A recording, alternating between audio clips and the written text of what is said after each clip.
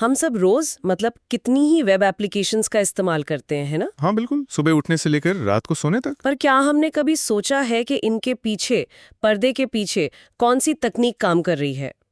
अक्सर इसका जवाब एक ऐसी भाषा है जो लगभग 30 साल पुरानी है, लेकिन आज भी Amazon, नेटफ्लिक्स जैसी कंपनियों की रीढ़ है, जावा। ये अपने आप में एक दिलचस्प बात है।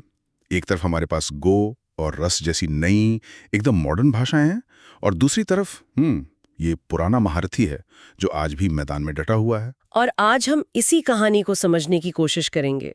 हमें जो स्रोत मिले हैं वो जावा के पूरे इकोसिस्टम और उसके सुरक्षा ढांचे का बहुत ही गहरा विश्लेषण करते हैं। हाँ, तो आज हमारा मिशन यही समझना है कि 1990 के दशक में बनी ये भाषा आज भी आधुनिक वेब की मांगों को कैसे पूरा कर रही है। बिल्कुल। ठीक है, तो चलिए इसे खोलते हैं। इन स्रोतों में बार बार जावा इकोसिस्टम शब्द का जिक्र है।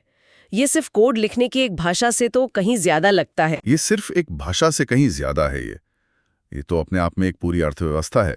देखिए, जावा इकोसिस्टम का मतलब है जावा के चारों ओर बना पूरा ब्रह्मांड। ब्रह्मांड। हाँ, इसमें टूल्स हैं, लाइब्रेरीज हैं, फ्रेमवर्क हैं, और सबसे जरूरी, लाखों डेवलपर्स और कंपनियां हैं जिन्होंने इसमें अरबों डॉलर का निवेश किया है। अच्छा। यही वजह है कि जब भी कोई नई चुनौती आती है तो भाषा बदलने के बजाय ये पूरा इकोसिस्टम खुद को उसके हिसाब से ढाल लेता है। ये इसकी असली छिपी हुई ताकत है। यानी बात सिर्फ टेक्नोलॉजी की नहीं है, बल्कि उस पर बने पूरे समुदाय और निवेश की है। इसमें एक बहुत ही महत्वपूर्ण चीज पर जोर दिया गया है, जावा वर्चुअल मशीन यानी JVM। हाँ, JVM। इसे प्लेटफॉर्म इंडिपेंडेंस का आधार बताया गया है। तो क्या ये कोड के लिए एक तरह का यूनिवर्सल ट्रांसलेटर है? यूनिवर्सल ट्रांसलेटर, हाँ, ये एक अच्छा शुरुआती पॉइंट है, लेकिन ये उससे भी ज्यादा है। ये सिर्फ कोड का अनुवाद नहीं करता, ये उस कोड के लिए एक पूरा संरक्षित माहौल, एक डिजिटल सैंडबॉक्स बना देता है। सैंडबॉक्स। हाँ, इसका सिद्धांत है राइट वंस रन एनीवेयर। मतलब एक बार लिखो, कहीं भी चलाओ।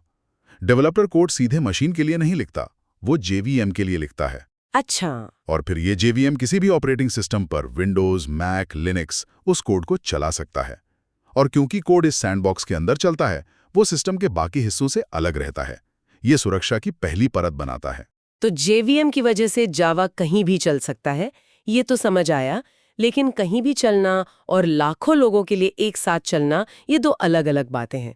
Amazon या नेटफ्लिक्स सिर्फ इसलिए तो जावा इस्तेमाल नहीं करते होंगे, वो इतना भारी ट्रैफिक कैसे झेलता है? ये बिल्कुल सही सवाल है, और यहीं पर बात सिर्फ भाषा से आगे बढ़कर उसके एंटरप्राइज ग्रेड टूल्स पर आ जाती है। Enterprise grade. हाँ, इसके लिए जावा एंटरप्राइज एडिशन, मतलब जावा EE बनाया गया था। ये जावा का एक बड़ा और मजबूत संस्करण था जो बड़े जटिल एप्लीकेशंस को संभालने के लिए ही बना था, जहां हजारों यूजर्स एक साथ सिस्टम का इस्तेमाल करते हैं। अच्छा। इसमें सर्वलेट्स जैसी टेक्नोलॉजीज हैं जो सर्वर पर आने वाले रिक्वेस्ट को मैनेज करती हैं, और एंटरप्राइज जावा बीन्स जो बिजनेस लॉजिक को संभालते हैं। ये एक मजबूत नींव थी। एक मिनट, अगर जावा EE पहले से ये सब कर रहा था, तो फिर स्प्रिंग जैसे एक और फ्रेमवर्क की जरूरत ही क्यों पड़ी? इन दस्तावेजों के हिसाब से तो आज स्प्रिंग कहीं ज्यादा लोकप्रिय है। आपने बिल्कुल सही नब्ज पकड़ी है। क्या जावा EE में कोई कमी थी? जावा EE शक्तिशाली तो था, लेकिन बहुत ज्यादा जटिल और भारी भरकम भी था। डेवलपर्स को एक छोटा सा काम करने के लिए भी बहुत सारा कोड लिखना पड़ता था।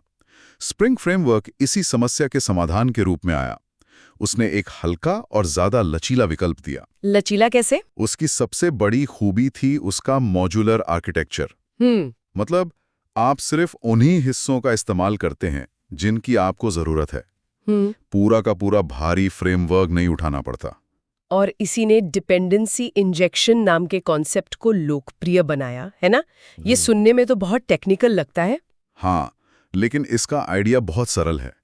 देखिए, ये एप्लीकेशन के अलग-अलग हिस्सों को एक दूसरे से ढीले ढाले तरीके से जोड़ता है। जैसे? आप कल्पना कीजिए कि आपके घर की वायरिंग दीवारों में सीमेंट से चिपकी हुई नहीं है, बल्कि प्लग एंड प्ले सॉकेट से जुड़ी है। अच्छा। तो कुछ भी बदलना या ठीक करना आसान हो जाएगा। एकदम सही। कोड की दुनिया में स्प्रिंग यही करता है। इससे एप्लीकेशन को मैनेज करना और टेस्ट करना बहुत आसान हो जाता है। और स्प्रिंग बूट? ये उसी कहानी का अगला हिस्सा है। बिल्कुल। स्प्रिंग ने विकास को आसान बनाया और स्प्रिंग बूट ने उसे और भी तेज कर दिया। इसने बहुत सारे सामान्य कॉन्फ़िगरेशन को पहले से ही तय कर दिया। मतलब डेवलपर को वो सारा शुरुआती सेटअप खुद नहीं करना पड़ता। हाँ, उससे बॉयलरप्लेट कोड लिखने से बचा लिया, ताकि वो सीधे बिजनेस की समस्याओं को सुलझाने पर ध्यान केंद्रित कर सके, ना कि फ्रेमवर्क को सेट करने में। ये बहुत दिलचस्प है। लेकिन मैं माइक्रो सर्विसेज के बारे में हमेशा नई भाषाओं के संदर्भ में सुनती हूँ। ये सुनकर मुझे हैरानी हो रही है कि जावा, जो बड़े बड़े मोनोलिथिक सिस्टम्स के लिए जाना जाता है, इस नई दुनिया में भी इतना अहम है। ये कैसे हुआ? ये जावा इकोसिस्टम की अनुकूलन क्षमता का सबसे अच्छा उदाहरण है। माइक्रो सर्विसेज का मतलब है एक बड़े एप्लीकेशन को कई छोटी स्वतंत्र सेवाओं में तोड़ देना। हाँ, हर सेवा अपना एक खास काम करती है। बिल्कुल। और इसका फायदा ये है कि आप सिर्फ एक छोटी सी सेवा को अपडेट या स्केल कर सकते हैं, पूरे एप्लीकेशन को छेड़े बिना। जावा इकोसिस्टम ने इस बदलाव को देखा और यहाँ इकोसिस्टम ने दो मुख्य रास्ते दिए।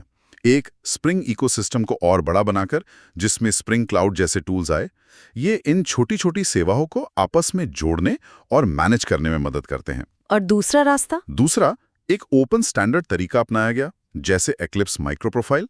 इसने अलग अलग कंपनियों को अपने समाधान बनाने के लिए एक साझा नियम पुस्तिका दी। दोनों का लक्ष्य एक ही था, जावा को माइक्रो सर्विसेज के लिए पूरी तरह से तैयार करना। तो इसने साबित कर दिया कि जावा सिर्फ अतीत की भाषा नहीं है। हाँ, बल्कि भविष्य के आर्किटेक्चर के लिए भी तैयार है। तो हमारे पास ऐसा कोड है जो कहीं भी चल सकता है, लाखों लोगों के लिए चल सकता है, और चाहे वो एक बड़े एप्लीकेशन के रूप में हो या छोटी छोटी सेवाओं के नेटवर्क के रूप में। लेकिन यह सब सुनने में थोड़ा जोखिम भरा लगता है। इतना सारा यूजर डेटा, आप इसे एक बड़े सुरक्षा दुष्प्रभाव में बदलने से कैसे रोकते हैं? सुरक्षा वो जावा की डीएनए में है। जब इसे बनाया गया था तब इंटरनेट नया नया था और सुरक्षा एक बहुत बड़ी चिंता थी। इसलिए भाषा की नींव में ही कई सुरक्षा सुविधाएं डाली गई। जैसे कि वो सैंडबॉक्स मॉडल? हाँ, जैसे हमने जेवीएम के सैंडबॉक्स मॉडल की बात की। उसके अलावा इसमें क्रिप्टोग्राफिक लाइब्रेरीज, सुरक्षित संचार के लिए प्रोटोकॉल्स और एक बहुत ही मजबूत एक्सेस कंट्रोल सिस्टम पहले से मौजूद हैं। जावा सिक्योरिटी मैनेजर जैसी चीजें डेवलपर्स को बहुत बारीक नियंत्रण देती हैं कि कोड का कौन सा हिस्सा किन संसाधनों तक पहुंच सकता है। लेकिन एक टूल उतना ही अच्छा होता है जितना उसे इस्तेमाल करने वाला है ना। क्या खराब कोडिंग से इन सुरक्षा सुविधाओं को बेकार नहीं किया जा सकता? निश्चित रूप से कोई भी सिस्टम पूरी तरह से सुरक्षित नहीं हो सकता, लेकिन जावा का डिजाइन वो डेवलपर्स को सुरक्षित कोड लिखने की ओर धकेलता है। वो कैसे? उदाहरण के लिए, जावा एक स्टैटिकली टाइप्ड भाषा है। इसका मतलब है कि आपको पहले से ही बताना होता है कि एक वेरिएबल किस तरह का डेटा रखेगा, नंबर, टेक्स्ट वगैरह। ये प्रोग्रामिंग की कई आम गलतियों को कोड चलने से पहले ही पकड़ लेता है। अच्छा। हाँ, ये उन छोटी छोटी चूकों को रोकता है जो बाद में एसक्यूएल इंजेक्शंस या क्रॉस साइट स्क्रिप्टिंग जैसी बड़ी सुरक्षा कमजोरियों का कारण बन सकती हैं। और अगर किसी को सुरक्षा की एक और परत चाहिए, तो क्या उसके लिए भी इकोसिस्टम में विशेष समाधान है? हाँ, और बहुत शक्तिशाली समाधान है। जैसा कि इन दस्तावेजों में बताया गया है, अपाचे शीरो और स्प्रिंग सिक्योरिटी जैसे फ्रेमवर्क बहुत लोकप्रिय हैं। ये क्या करते हैं? ये प्रमाणीकरण, यानी यह पुष्टि करना कि यूजर कौन है, और अधिकरण, यानी यह तय करना कि उस यूजर को क्या करने की अनुमति है, जैसे जटिल कामों को बहुत सरल बना देते हैं। डेवलपर्स को हर बार शुरुआत से यह सब नहीं बनाना पड़ता। तो कुल मिलाकर ये सिर्फ एक भाषा नहीं है, ये एक मजबूत नींव, उस पर बने टूल्स और इन सब के चारों ओर एक सुरक्षा कवच का एक पूरा पैकेज है। बिल्कुल। और इस पैकेज को लगातार अपडेट और बेहतर बनाने वाला एक विशाल वैश्विक समुदाय भी। ये एक बेहतरीन सारांश है। तो मुख्य बात यह है कि जावा की असली ताकत सिर्फ उसके कोड में नहीं, बल्कि उसके लचीलेपन और उसके विशाल, हमेशा विकसित होते इकोसिस्टम में है। हाँ, ये एक ऐसी अर्थव्यवस्था है जिसने खुद को प्रासंगिक बनाए रखने के लिए दशकों से लगातार नया रूप दिया है। और यही कारण है कि ये आज भी हमारे द्वारा रोजाना उपयोग की जाने वाली कई वेब एप्लीकेशंस के पीछे की एक शक्तिशाली शक्ति बना हुआ है। और इसकी बहुमुखी प्रतिभा ही इसके अस्तित्व का प्रमाण है।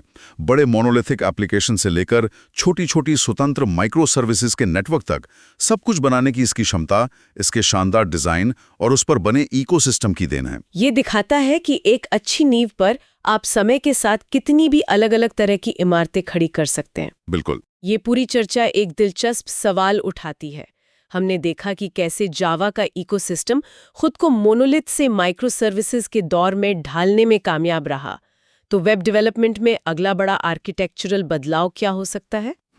शायद सर्वलेस या कुछ ऐसा जो अभी हमने सोचा भी नहीं है। और जावा जैसे एक परिपक्व इकोसिस्टम को शीर्ष पर बने रहने के लिए खुद को फिर से कैसे बदलना होगा?